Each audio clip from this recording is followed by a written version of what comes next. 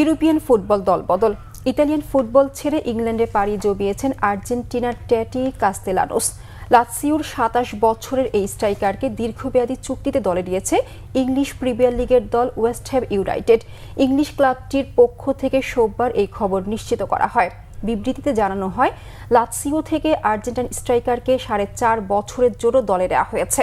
চুক্তির মেয়াদ আরও ১ বছর বাড়ানোর সুযোগও রাখা হয়েছে। ২০২৩ সালে লাৎসিওতে যোগ দেন কাস্তেলানোস।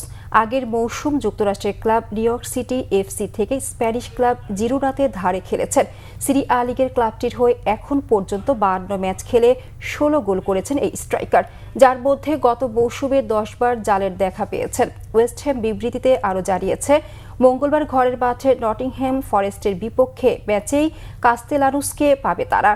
ইংলিশ প্রিমিয়ার লিগের পয়েন্ট টেবিলে অবনমন অঞ্চলে আছে ওয়েস্ট হ্যাম।